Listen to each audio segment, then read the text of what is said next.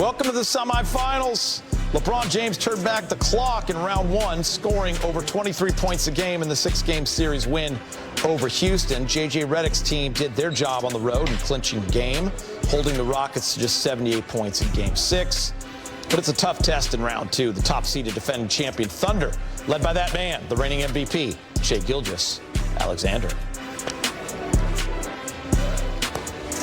Hello and welcome to Access Sportsnet Lakers, brought to you by your Mercury Insurance. I'm Chris McGee alongside Robert Ory and Big Game James Worthy. How we doing, gentlemen? Great. Feeling Second good? Round. Second round, baby.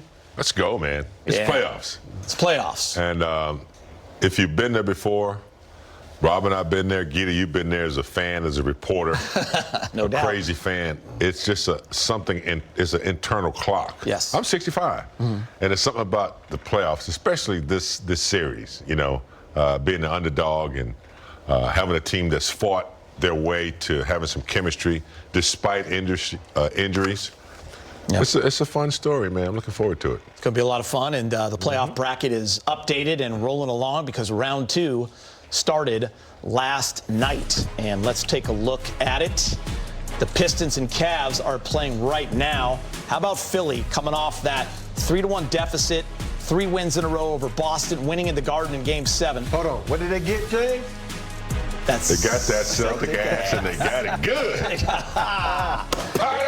And you know what? They took a break in Game 1. That's fine. Knicks blew them out last night. And in the West, upset in round one. Ant returns. In Game 1 of round 2. Ant returns. They take down the Spurs. What a great game that was, and an awesome finish. 1-0 Minnesota. And coming up, Thunder, Lakers. Game number 1. Tall task ahead, fellas. This team continues to play up above expectations. And the execution, especially in Game 1, always needed. And you look at that Rockets series game, James, where a lot of people, didn't give the Lakers a big chance. But in Game 1, in that first half, the execution kind of set the tone for the rest of the series. The playoffs, it is a different season. You concentrate on one team and one team only for a period of time. So that gives you a chance to really hone on your execution, your defensive schemes, your deviations from game to game. And the Lakers did a great job of doing that. So as they approach the best team in the league, they have that momentum. They have that chemistry. They have that belief. They've been defending well. So you have to take that mentality and don't worry about the outcome. Just your strategy, your effort, your execution is what you're looking for. If they can continue that with the variety of help from different people, that's all you need to take into the game. And Rob, with each round, it gets tighter. And they can't get away with some of the stuff they got right within round 1. So you have to be better as these rounds continue and these games continue. You definitely have better, and ball security is number 1. You look at a couple of games that's been the Lakers, downfall in a lot of games throughout the season is their silly turnovers. In the playoffs, when you get to the second round, you got to say, if it's not 100, don't try to make that pass. The Lakers are one of those teams to throw those passes long, and I'm good with those. But if you're trying a guy who's cutting and that window is small, and you're trying to be Peyton Manning and get it through that window, do not do it, because you got to understand every possession against a team like OKC is very vital. OKC punish you when you turn the ball over. So you got to limit your turnovers. More importantly, you got to execute. You can't go out and try to do things you normally don't do. Be smart about it. Take advantage of the shortcomings. Meaning, if there's a smaller guy on DeAndre Ayton, LeBron, whoever it may be, exploit that matchup. And so that's what the Lakers are going to have to do: exploit matchups and do not turn the ball over. You cannot give them pace. I like it when the Lakers run, but you cannot give Oklahoma pace. Rob just said it. You give them pace by turning it over, then they're coming at you in waves.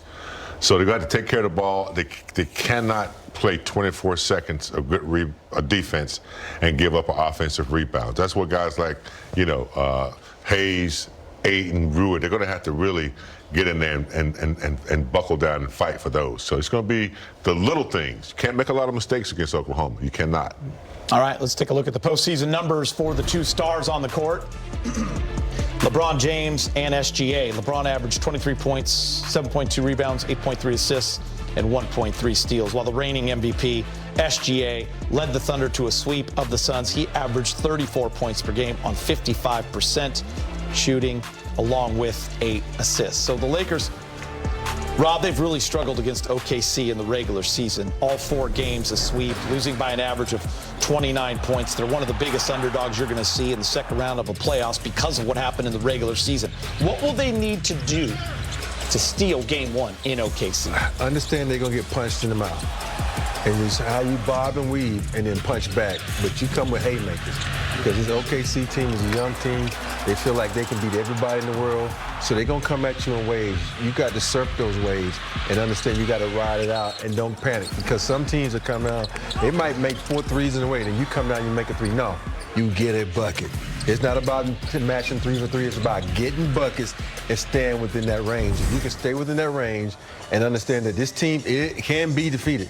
This team can get punched in the mouth, but you can't let them hit you with that wave and think that you're going to get wiped out. You know, what's that song by the Fat Boy? Wipe out. You can't have that. You got to ride that wave and understand that, you know, one shot, a logo 3 ain't going to get you back in game. You got to get a bucket. I'll say it again.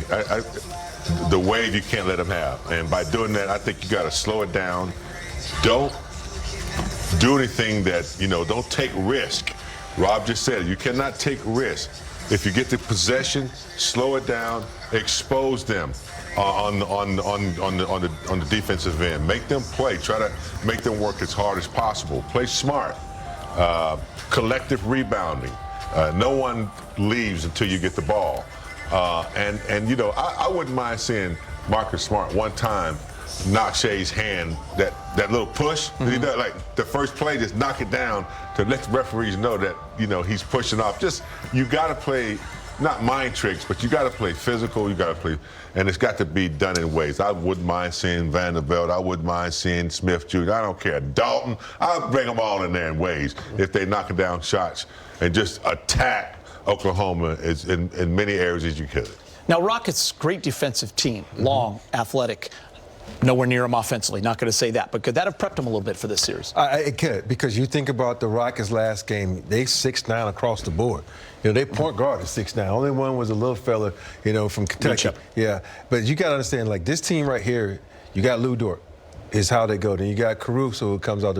Those are the top dogs defensively. Physical. But the thing about them is you got to go to the ref and say, yo, watch his hand check. We all know Lou Dort is a little close to the dirty side. Yes. So you got to go out and just play and not worry about that and go to the ref and say, yo, watch it, man. You know, this is a playoff. All eyes are watching you guys. So what you call on that end, you better make sure you call it for us too, because that's the right thing to do. And, you know, it's just one of those things that it's going to boil down to mental. Like I said, the waves are going to come.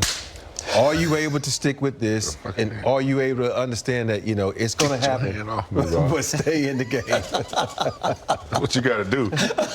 Get your hand on me. Hey, this day and age, you might get a tech and you talk. Yeah, that's a favorite too. I'll take the tech. I'll take the tech. Get your hand on me. For more, let's check in with Mike Trudell. He's joining us from Oklahoma City. Mike, how we doing? What's happening, guys? Welcome to Oklahoma City. They just got finished playing one of like 3 country songs that I can identify. The Garth Brooks Friends in Low Places one.